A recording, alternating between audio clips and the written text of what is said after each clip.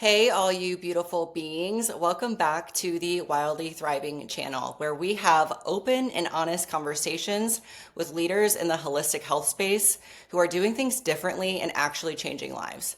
I'm your host, Miranda Moon, functional diagnostic nutrition practitioner and holistic health coach. And today's guest is the lovely Nicole Thibeault. She is an integrative health practitioner specializing in helping women address gut issues, hormone imbalances, and fatigue through a root cause approach that blends science and intuition. Her message is simple but powerful. Healing isn't about doing more, it's about making your body feel safe again. We're going to be diving into her story, her root cause philosophy, and what it really takes to move from burnout to balance. With that said, let's just jump right in. So, Nicole, for those of you, or for those who don't know you yet, who are you and how did you get into this work? Hi, thanks for the lovely intro. Well, it's very cliche, but I started out being super interested in sports. I was an athlete, I turned into a personal trainer, and then I was able to get my clients such great results that way. I was able to get myself super fit and what I thought at the time was healthy. But then things took a turn when I went off of hormonal birth control. I struggled with chronic fatigue. I started to get chronic acne breakouts. And I just realized that there was something missing. My clients needed more than just a meal plan. They needed more than just to go super hard in the gym. They needed something that supports their unique female hormones, something that supports their gut, and something that they can sustain the rest of their life rather than constantly falling off the wagon and restarting every Monday. So I took it into my own hands to just read as much as I could about women's health, gut health. I was, you could say, obsessed with it. I tried everything that the alternative space initially tells you to do: cut out sugar, cut out dairy, cut out gluten, but none of that worked long term. So I had to actually dive in even deeper and see what my body specifically needed and what was causing all of these symptoms. Yeah, was there like a particular rock bottom moment or like a wake up call that made you shift from doing everything right to exploring functional health? I would say that there are lots of them, but one of the main ones was when I did a bikini competition and I looked great, but I was still really, really bloated. And so when I came off of the stage and went back to normal ish eating, I swelled up. I was inflamed. I took those after photos a couple weeks and just noticed that my belly got more and more inflamed, even though I wasn't eating in a surplus. Yeah, I went through that same situation. As I went through my competitions, I did three for the wellness division. And every year I looked worse. Like the fat on the back of my legs wouldn't go away. I just looked really flat but watery. And I just couldn't understand what was going on. And it was my nervous system that was a problem. Multiple other things. I had like a ruptured implant that I didn't know was leaking and toxifying my body. So there was many, elements at play, but I think the biggest one was my nervous system for me and just like the dysregulated stress for sure. Mhm.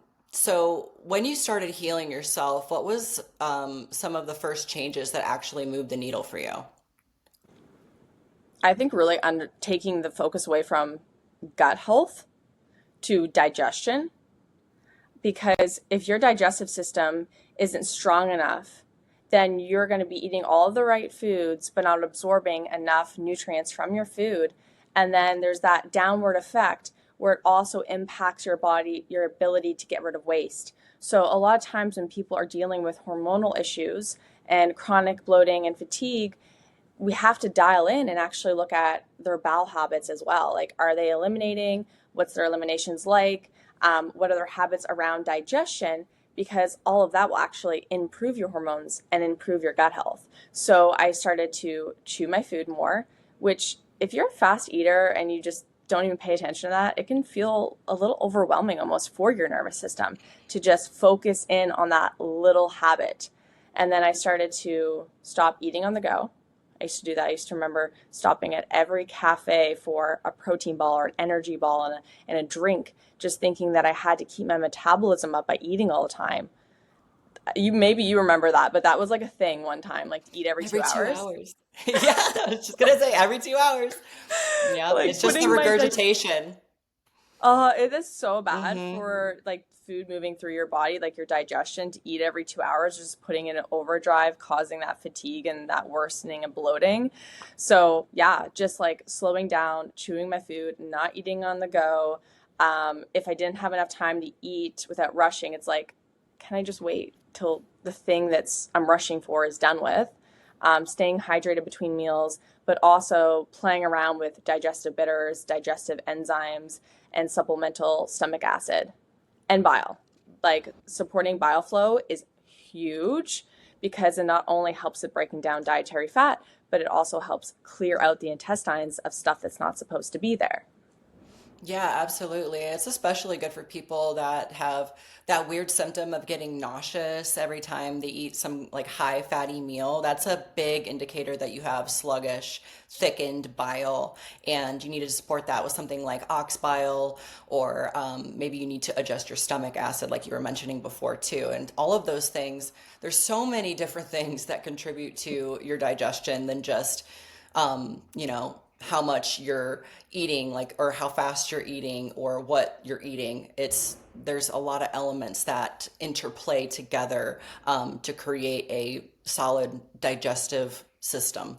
So when somebody comes to you and they're like exhausted, bloated, stuck in the same loop that you were once in, what is like the first thing that you start with? What is the most pivotal? Usually digestive enzymes, but I'm also a big believer in like dialing in on like what supplements you take because a lot of people are taking supplements that could do them more harm with lots of fillers, like the wrong form of the supplement. So I always tell my clients like, don't try a new supplement unless you pre-approve it with me. But yeah, digest some sort of supplement to support digestive function. But I also love to hone in on their habits and their lifestyle. Like, what are they doing throughout the day that is causing them to feel really dysregulated? And that dysregulation in the nervous system is suppressing their digestive function. And it's And really that's easy when I can see that laid out. Yeah, 100%. And I always like to make sure that they're aware that it's a two-way street, that it's not just your gut communicating with your brain, it's vice versa as well, you know? So you mentioned you have blood sugar balance, or you mentioned blood sugar balance, mineral depletion, and digestion as major root causes. Why do you think those are so overlooked? I think because everyone's a mess right now. Honestly, like in the holistic space, in the functional medicine space, we always say the four main root causes are mold, parasites, Lyme, and trauma. Okay. But I honestly think like there's more to it than that. I think really like your environment affects you so much and your health history just because, or just your life history, like how you were raised, what you were told when you were raised, like your beliefs that make you who you are, like what kind of worker you are, what kind of friend you are, like the relationship you have with yourself. Like those two things I think are more important than mold, Lyme, all that. Because if your nervous system is a mess, your beliefs are a mess, your life is a mess, then you're more susceptible to mold, or if you're bit by something, to like host that parasite in your body. So I think it goes deeper than what we've been told. But the three main things that if we dial in on each client that are simple for them are the minerals, the blood sugar dysregulation, and the digestive system, then everything starts to feel better for them. And then they're able to address more areas of their life. Yeah, I can agree with that. I mean, I had a very weird dynamic growing up in my childhood. It was at home with my mom, because my parents got divorced when I was two. It was, do whatever you want. I don't care. Very laid back, but also very miserable with the belief system, right? Oh, we're poor. Woe is me type of thing. And then On my dad's side, it was hyper religious, very strict. You have to follow the rules or else, you know what I mean? Lots of fear implementation to make sure that we, stayed in line. So it was like two very different worlds that I had to experience as a young child. And when you're developing and you're going through that, it really does something to your belief system and your view of the world. So learning how to overcome those belief systems that I adopted as a young child, overcoming like the emotional suppression and always having to be a good girl and literally fearing being labeled as bad ever and like confrontation, all of that stuff. It draws in a particular kind of romantic relationship, even your friendships, and that can impact your nervous system greatly if you end up becoming a people pleaser like I did. So it has a very distinct impact on your overall health, and I believe that that was definitely a big driver for me during those times when I was dealing with cystic acne and the chronic bloating. We have a very similar life path, or at least an experience in life, going from the competing days to, becoming a functional health coach. It's just, it's interesting to see how those experiences earlier in life kind of frame up your life experience and like what you'll end up becoming later on in life and how you'll turn that pain into somewhat of a purpose, right? So, Absolutely. And I mean, yeah. I can only imagine how confusing that would be for you as a child, having two completely different environments. So it's Hmm. like you start to question like what am I supposed to be like? Who am I? What do people expect me to be? Right? Because there's this quote, and I can't say it word for word probably, but it's along the lines of you aren't who you think you are what you think other people think you are, or something like that. Hmm. Yeah. And it's true. Yeah. Like you sometimes you mold yourself without even realizing it in certain environments. You have to make sure that you put yourself in the right environment for growth and support, where you can support others and those others support you, so that you build a good community. And if you're constantly putting yourself in a bad situation, it could even be going to the wrong gym, then, you're going to lower your own vibration. Yeah, absolutely. It caused me to wear somewhat of a mask. Like I would come across authentic to all people, but only I would show you the authentic parts of me that I knew that you would accept.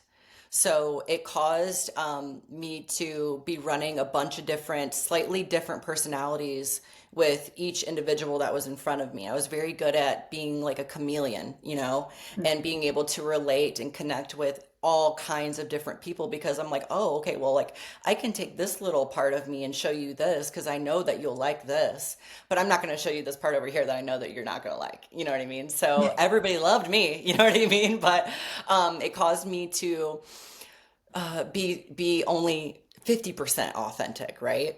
So that's a big problem that I think a lot of women face, especially if they grew up in that kind of household where you were kind of taught to save face and be good and be this, perfect type of person. I had this massive struggle with perfectionism too, and it causes you so much stress and anxiety trying to control all of the situations and control how people perceive you. Hmm. Yeah, and if you look into like uh, masculine tasks or energy versus the feminine, it's like you want to not be as rigid all the time as a female. If you want to feel and look your best, you want to feel like you're flowing. So if you're constantly trying to control every aspect of your life, there's no flow. You Yeah, can't even exactly. fully align with what you want in life and your values, because you're focusing on things that might not even matter, might not even get you anywhere. Yeah, yeah, and that was a major struggle for me because I was in the Marine Corps for 4 years because I was lost. Like I just wanted to go and get away from the situation at home and just rebuild my character from the ground up, and it ended up just exacerbating the problem that I already had, which was just being hyper independent and hyper masculine. So there's been things that I've been working into my life, and like just filling my room with pink things. Before, I never had anything pink, hated pink because it was like, almost like I was refusing to be a woman for a long time. I was like, oh, that's icky. But then as soon as I started healing and started leaning into that femininity, I'm like, oh, like, it's okay to like do these things and have these things. Like, I just bought a pole and it's in the middle of my living room now, and I have a mini trampoline. Like, I have all these like weird, quirky things, and it's because that actually is an expression of myself. And for so long, I hid that expression because I feared that it would be judged and it didn't feel like it was acceptable. So, a lot has changed in my life, that's for sure. I love that you've found this new path for yourself that feels better for you. Because like when you start showing up as your best self, or I don't even like that. Like when you just start showing up as yourself, you start feeling better. Like your body senses that, your nervous system senses like, oh, this is alignment. I feel good. I can relax. I'm safe. And Yeah, so that's why it's yeah. so much further than just food. Like, okay, why are you bloating? You know, you're taking all the right supplements, eating all the right food, you're exercising, whatever. It's like because you constantly are perceiving something as stressful. And it could just be that you're not living the life that you want to live and being the person you Yes. want to be. Oh my gosh. Do you ever talk to your clients about like their inner voice tone? No, but I should. You should. You should start asking them about that, and try to have them sit with that for a little while and have them try to kind of put like a tone to it. Like, what does that inner voice sound like? Is it demanding when you're going about your day? Like, are you trying to discipline yourself into action? Are you hating yourself into change? Because that was huge for me. When I noticed that my inner voice was like the voice of my dad and all of the people that were above me when I was in the military, I'm like, why am I allowing that to drive my actions? Because it's fear that's behind that, right? It's expectation. It's based off of judgment, and it has nothing to do with moving out of love and out of purpose. So I started to reframe all of that, and I started even journaling like, how can I go about my day, even though it might seem chaotic and I've got a lot on my plate, I've got a lot of calls I need to do, maybe a lot of tasks. How can I just be excited about all of the things that I am actually capable of doing and am blessed with doing? Like, how wonderful is it to have a full book of clients? How wonderful is it to help people that are struggling with these chronic illnesses that feel like they're hopeless, and I'm seeing success week after week after week after on all of these calls. You know what I mean? It's like, yeah, okay, maybe I have a full day of calls today, but at the same time, it's like I get to get those little rewards, that satisfaction I get from knowing that I'm making an impact on other people's lives. It's really incredible. I love that. And I love always hearing other people reframe these concepts around like our thoughts and our beliefs because asking a client the right question can be life changing for them. They may have never actually thought of it that way. They may never have made that connection. It's like you get so used to having these thoughts or this voice in your head that you don't think anything of it. And I forget which book it is, but there was a book about like you are not your voice.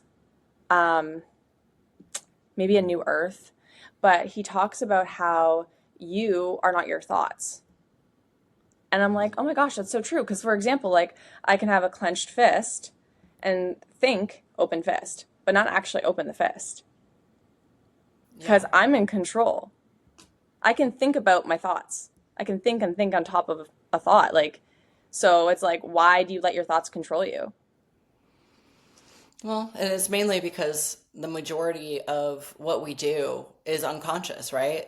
I mean, I think you mentioned before we got on the podcast that you love Joe Dispenza, and he was pivotal in my healing journey. I started listening to him back in, I think, 2018 or 2019, and he lives by that too. It's like you are not your thoughts. Thoughts come and go, and thoughts are mainly based off of your past.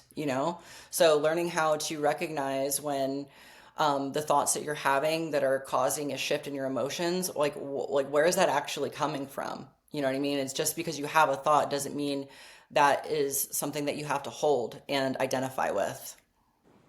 Yeah, yeah, it must have been in one of what excuse me, in one of his books or audios, because back in 2021, I was listening to his audios. I was doing red light therapy. There's this big bed I would go to, and every time his book would be in my ears. It was just changing about all his different examples of how he's cured people from uncurable conditions simply by rewiring their thoughts, working on meditation, clearing out all of those thoughts that weren't supporting them. Yeah, it's huge. And that experiment that he did with the prayer, like he put all of those people in a room and they prayed on this one thing and they concentrated all of their energy on that one thing. I'm not sure what they were trying to do, but like they literally made a miracle happen in real time. And like they are connecting the energetic aspect of our physiology to science now. So it's like, okay, you can call it woo woo all you want, but now this guy is actually proving like there is like scientific proof that we can make changes based on our thoughts alone. That is just mind blowing to me. Yeah, I love it's it. crazy. And like when we think about, we are mostly energy too, right? So it's like, why, if we can be manipulated, why can't like other energies be manipulated? Like, it's just crazy. Like, there's just so many areas that people think is woo woo, but it's not woo woo. When you really think about it, it's science too. And you can't just heavily focus on the studies. You have to focus on like history, one, because there's a lot of stories in history that you put together and it makes so much sense, but also like your own experience. Try different things. Listen to clients, listen to the actual researchers who they, make a book or a podcast, because there's more truth in that than all of these studies that are biased. Yes, yes. What you're explaining is critical thinking skills. And this is something Rare. that like it's so rare. It's a rare commodity these days. But I always like to think about this. I'm like, okay, like if we have a detective and we put him on a case to solve a mystery, is he just looking at the scientific data, or is he looking at, okay, well, when did this guy call this person or whatever before the murder happened? Like he's looking at all of the information together to put a story together, a timeline together, and that's exactly what me and you do. I don't know what your intake process looks like, but I ask 300 questions in a very specific way so that I can identify what the actual trigger point was. Okay, yes, you're experiencing gut issues right now, but maybe you losing your mom last year is actually what drove that. You know what I mean? It's probably not the foods that showed up on that food sensitivity you took recently, right? It's your body responding to those foods and tagging them with an IgG response or whatever, because you're in a very stressed state when you're eating those foods. It's not the foods itself. It's we have to regulate the nervous system, figure out how to process that grief so that we can move forward, you know? It's crazy. Absolutely. Absolutely. And the more you can get to know a client, I would say, like, to the client, nothing is off the table. Open conversation, safe conversation. You can tell me whatever you want, even if you think it's not related to your health, because it likely is related to your health if it's on your mind. The more I get to know you, the more I can help you. Yes, absolutely. And that's why I always tell my clients too, like when they do a 3 month or a 6 month program with me, it's an ongoing dialogue, right? It's like we're not going to figure out the mystery of your health issue on that first call. It's we're going to be going back and forth, troubleshooting throughout the entire process and making improvements each time we go. It's not about having the perfect plan right off the bat. We do like a pre-lab protocol and then a post-lab protocol with even, more targeted approach, a better strategy. But they start to learn over time that, oh, this isn't about being perfect and following the plan perfectly. It's about having self-awareness and paying attention to how my body reacts to certain people, certain foods, certain places even. Like, am I having these reactions because of a trauma that I experienced maybe in early childhood? Like, we figure that out over time. Sometimes I have to end up referring people out to different kinds of therapies because it ends up being a stored trauma that is blocking them from being able to, regain their health. There's certain things that can be limiting to their healing. A big one that I like to assess as well is dental hygiene. Have you ever looked into how that impacts overall health? Yeah, absolutely. And hidden infections, systemic, Hmm. right? You have something going on in your mouth, it's gonna follow into the gut, into the bowels. Like, it's all super connected. People gotta Hmm. go to their dentist. Like, there's a lot of things in the dental industry that's very similar to going to your family doctor, but you still need to go get checked. Like, have your teeth cleaned, check for infections. Um, and more than ever, there's actually so much information about how to like prevent cavities and also heal cavities, which is amazing. Hmm. Hmm. Yeah, it's really crazy how much your oral care can in fact impact your entire body, and even specific teeth in traditional Chinese medicine, they're connected with meridian lines. It's like a circuit board for your entire body. So I have a girl right now, she's really struggling with fatigue and some gut issues, and she feels like she's in this constant anxious state, but she wasn't always that way. But we looked back on her health history, and at around 19, she was in the Marine Corps. She was extremely stressed, got a dental infection, tonsil surgery, a recurrent infection, and then she got a root canal. And she's been anxious ever since then. And she's had all these weird, like, neurological issues, and it's directly connected to the spleen and the heart meridian, that tooth that she has.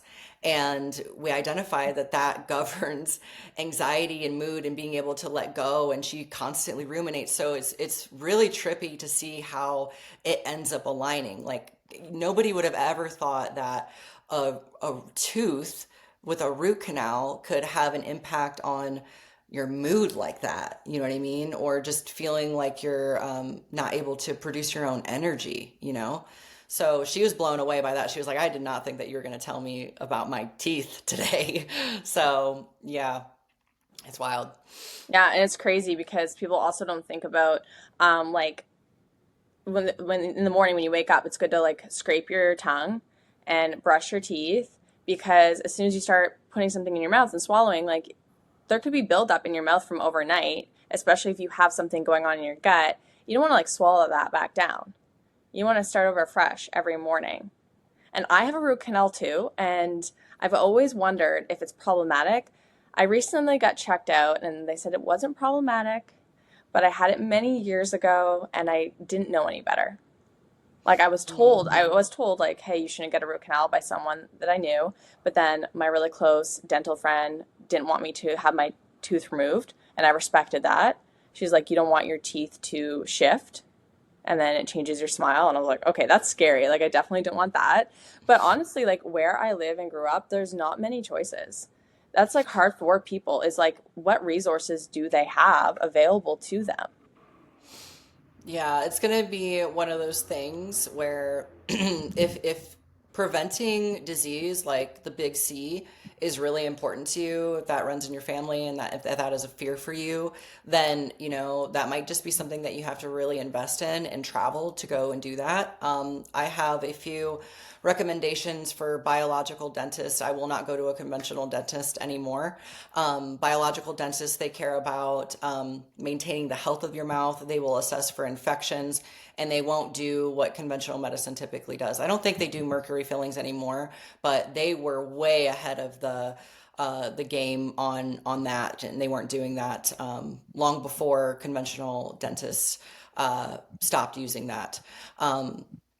But yeah, I would definitely recommend you go to a biological dentist and get that checked out. There's a locator, a website where you can find all of the biological dentists in the United States, and there's also quite a few in Tijuana, Mexico. I always recommend my California clients to go out there and get it done there because it's also a lot cheaper and they're very good. But speaking of that, you mentioned the tongue scraping. That seems so weird to the normal person. They're like, why would I scrape my tongue? But I want to know, is there like any other unorthodox tools or protocols that you love that people are usually surprised by? Coffee enemas. Coffee enema. That's a big one. That's a big one. Yeah, that one's huge, and it's crazy how much it can increase your glutathione levels. It's a Yeah. huge detoxifier. So if people are willing to stick it up there. It ends up being very powerful. Yeah, Yeah, I coffee haven't enemas are huge. honestly haven't done one in so long, because I was like moving and there was just chaos, and so it got shoved to the side. But when I do them regularly, I do feel better. It supports your liver. It supports the glutathione production, like you mentioned. One time I will say that I felt this sense of euphoria. It was many years ago. But I don't know, I would just like got in the shower after and I felt like everything was different in a good way.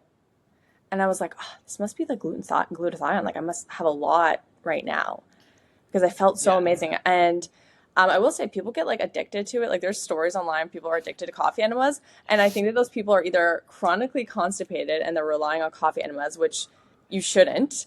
Or second, they feel that sense of euphoria once and they're like going back to it because maybe they have more of an addictive personality. I don't know. There's such a like a, it's so taboo to talk about coffee enemas. Like you're literally sticking coffee up your butt. But when done properly, it can be a game changer with getting rid of parasites if you're on a parasite cleanse to make sure those parasites don't end up going somewhere where they're not supposed to and instead they actually get flushed out. But also just like helping someone have more of that master antioxidant glutathione, which is anti-aging. It helps so much with getting rid of bloating, helping with your gut health, helping with your hormones. And so I think it's worth it if you can find someone like a practitioner to teach you how to do it properly. Yes, and that's an important thing to say because you don't just want to be brewing some Folgers and sticking it up there because that's actually going to be extremely toxic. And that's where we got all of this bad press on coffee enemas. You can go online and look it up on Google, and like the first few things that are going to pop up are how dangerous they are. And it's because there's very silly people out there that either did it improperly or used the wrong kind of stuff that maybe had like pesticides or mold in it. Can you imagine if you stuck something that was contaminated with that up there? And there's a specific type of coffee bean that you want to use that has a particular kind of acid in it. I'm not sure if you know what it is. It starts with a P, I think. Um, but that acid is what essentially allows for the glutathione levels to elevate. So you really want to make sure that the quality, the antioxidant level is very high in the brand of the coffee that you're using. So be careful out there. No coffee enemas until you until you work with a practitioner. Yeah, exactly. And you don't want to, there's also that happy medium where you don't want it cold and you don't want it too hot. Like you don't want to burn yourself. You don't want to cause cramps. Like there is a way to do it that benefits you. With the same with anything, you can take the wrong supplements and it harm you. You can do the wrong biohacks and it could harm you. 100%. Yeah. And that's why I see a lot of these parasite cleansing supplements going around now. That worm lady made it really popular, which is fine. It's not like I'm saying that she has a bad product, but if you're in a certain type of health crisis, doing a parasite cleanse is not going to be a good idea if your detox pathways are not open, if you're not pooping daily, or consistently, like the consistency is not right. If you haven't prepped with your nutrient quality, you know what I mean? Like maybe you're coming off of a fast food diet. It's just not a good situation to have nuking a bunch of parasites when you have nothing. Number one, you don't have a binder on hand or something like that. Um, you don't have the right motility. So just got to be careful when we're dabbling with these detox processes. We always want to have some oversight when we approach those things. So. Yeah, because someone might do it and then nothing happens because of it. They might just feel tired from die off effects, but not actually eliminate any parasites. And now they're going around town saying, "Oh, this parasite cleanse didn't work."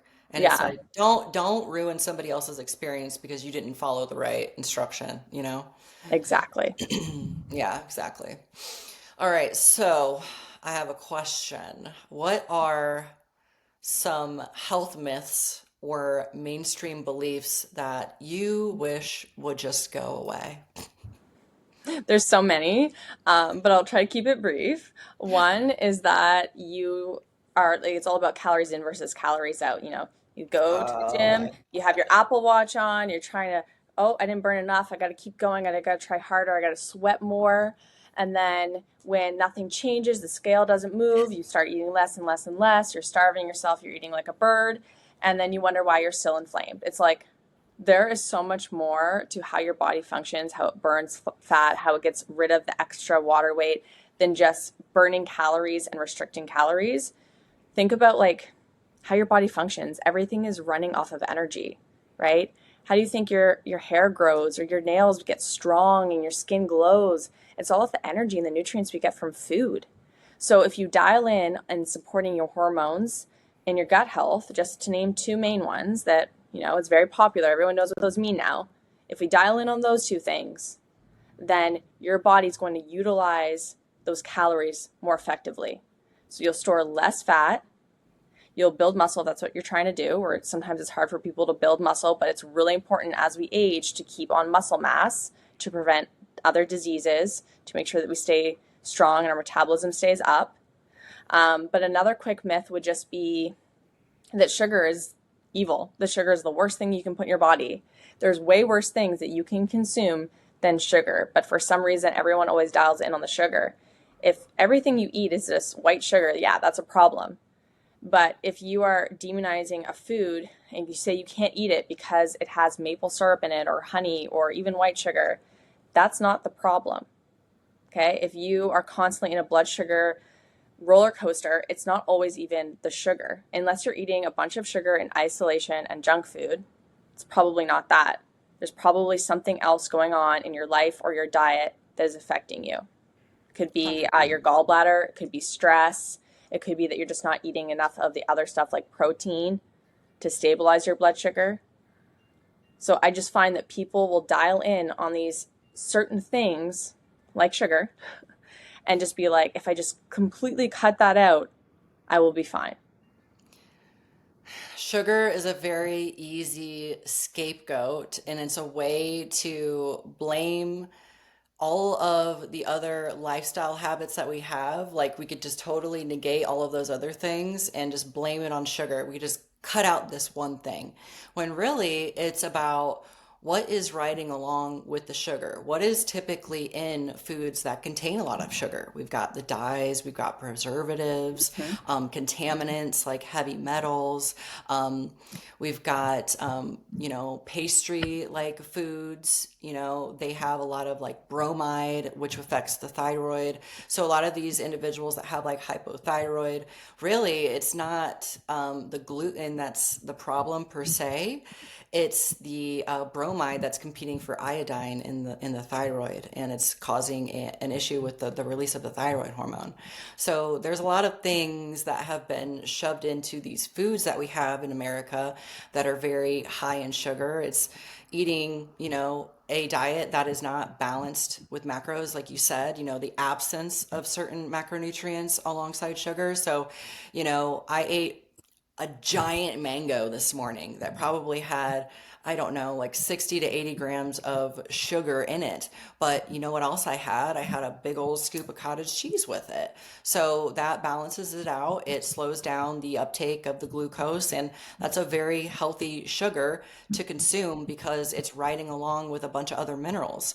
When you're eating foods that are completely devoid of nutrition, but you're just eating a bunch of sugar, that's going to hit your system like a Mack truck.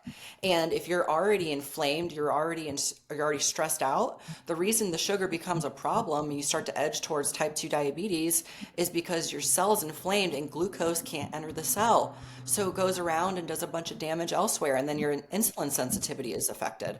So it's more than one element that's going into it, and sugar isn't the bad guy, really. It's how you're using it, what kind of state your nervous system is in when you're eating the sugar, you know what I mean? Do you have joy in your life? Or are you doing it because you're binging, and you hate your life? It's a there's nuance to it, right? It's not just a Hmm. simple answer. Yeah, So, absolutely. Like, what are the if you are eating products or like food packaged snacks and baked goods with the sugar and all of those other things you mentioned, what are the driving factors to make you do that?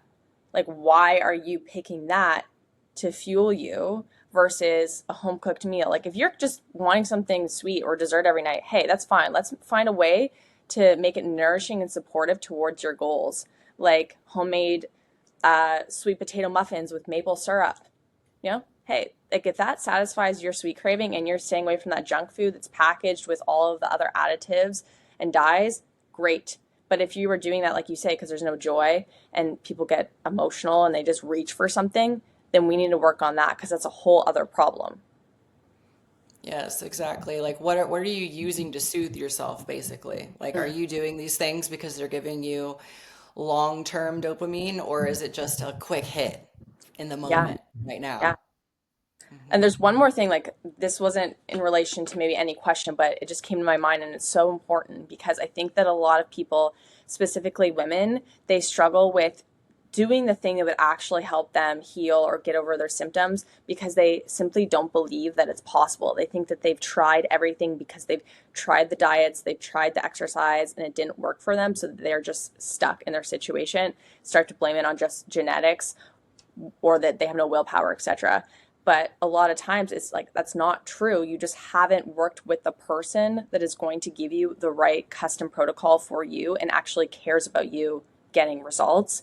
And all it takes is you having a couple simple wins to rewire the way you think about yourself, build that self trust, leads to self confidence, and then you feel like you can do everything.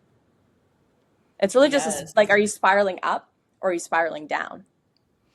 Yes, yes. And like I mentioned earlier, it's not about the perfection. It's about self-awareness. It's knowing when you allow yourself to just completely fall off the wagon and hide because you're shaming yourself for not being perfect. It's this cycle that just keeps repeating, and that's why people feel stuck. They feel like they can't do the things that they want to do and they can't get out of the rut that they're in, is because they have that weird cycle that they keep playing out. And it really is rooted in childhood trauma, or maybe even a trauma that you experienced later in life, that gave you that core belief that you can't get the work done, that you don't, follow through with the things that you say that you're going to do, that you are a quitter. You know what I mean? And I like what you said there. It's about the little things that they can do, the small, tiny commitments. So if you have a client in front of you that, has really bad self-sabotaging behaviors, you don't have them start off on, hey, you need to cook six I organic lost meals you. a I don't day know if you can every hear me. day, and you need to hit the gym 5 days this week as well. Good luck. You know what I mean? You don't start there. You know what I mean? You start with a very tiny, simple habit. Okay, get up and make your bed every morning. That's a doable thing, right? So that's something that I definitely focus on. And did I lose you here? I think you're frozen. Uh-oh.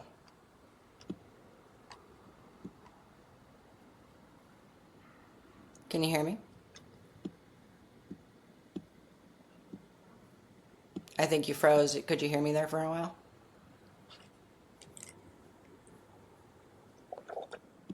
You're back. Am I back? Okay. We Yeah. lost connection there for a moment. We are a little far away from each other. Okay. Only a little. Not not sure what I missed there, but basically I was blabbing about the small habits, right? So starting off small, not expecting your client to cook five fresh organic meals every day right off the bat and then hit five workouts during the week either. It's not about that. It's about considering where the client is currently and helping them with bridge steps get to where they want to be. So by the end of the program, by the end of the time that you're working together, by the end of the year, whatever their goals are, they'll be much closer to where they want to be instead of thinking that they need to do this whole overhaul, with their life on day one. Yeah, absolutely. It's building that trust and that confidence and not setting them up for failure, but instead setting them up for success. And I really love how you mentioned about those who are always expecting themselves to be perfect. When they're not perfect, they feel shameful and they might even hide from their coach. Mm-hmm.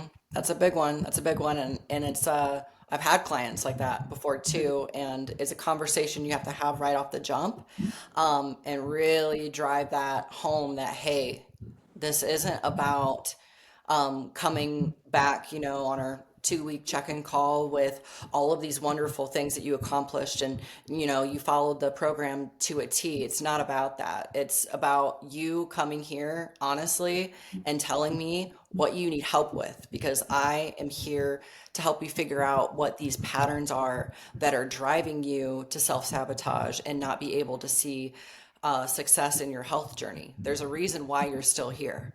And we need to figure that out together. And I can't do that if you are trying to pretend like everything's good when it's really not.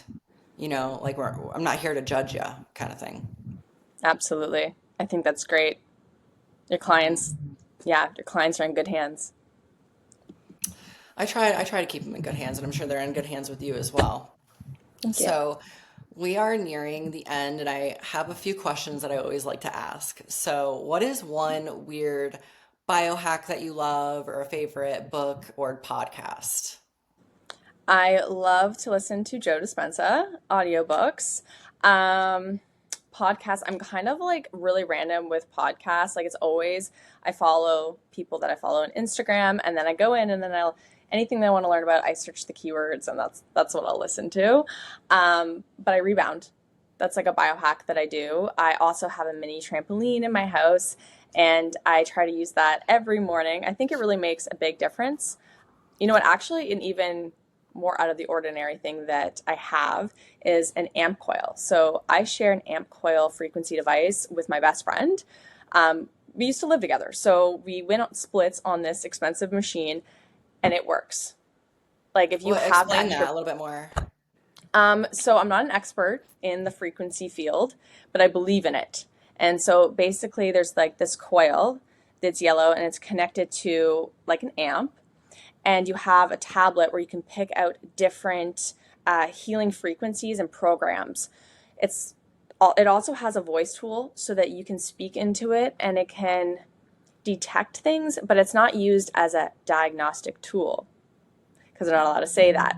But it's very interesting because when I've used the voice analysis, and let's say like I felt bladder irritation or something, it will come up that something is going on with my bladder.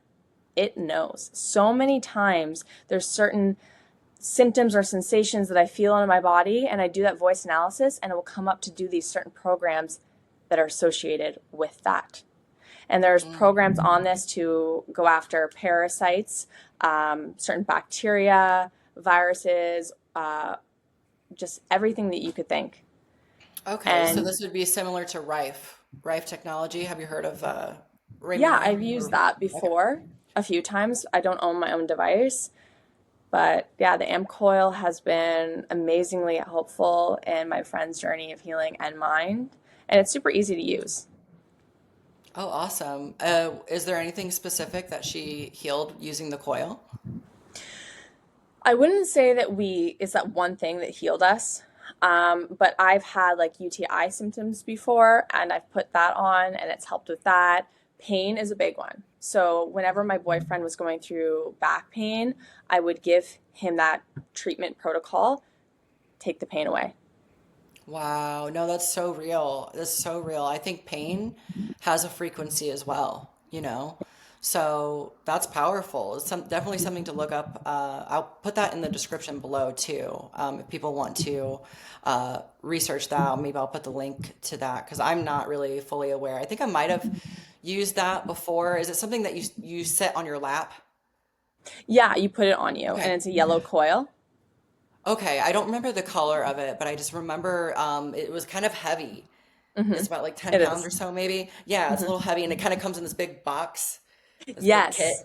Okay, Yeah. then yes, I had a practitioner do an assessment on me, and she had this like pad that where I put my hand on there, and it read my whole body, and it Oh. like had all this information on it. I couldn't tell you what that was, but yeah, there was at one point I was going down so many rabbit holes, and I was really into Rife technology for a while, and I found her, and I was like, I want to see if I can implement this into my practice. If I ever get a brick and mortar. Currently, I'm all online, but definitely something to look into. And it's nice to have that confirmation from you that it helped you with those things. Like that's crazy that it can help with a UTI. Like you would never think that. Yeah.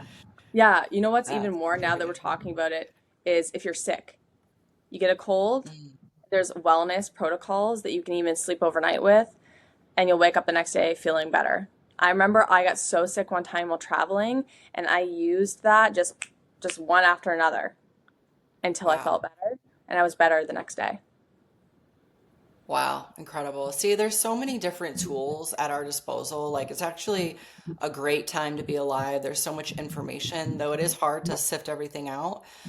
So that is why there's people like myself and Nicole available, because we like to nerd out on this stuff. We love to research, and we've lived it too. Like we've been through it ourselves, so we know how to kind of read through the BS a little bit better than most people would, I would say.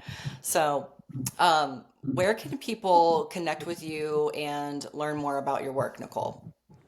I'm on most platforms like Facebook, TikTok, YouTube, but the absolute best place to reach out and find me is on Instagram. It's Nicole T Wellness. Awesome. Okay. Love it.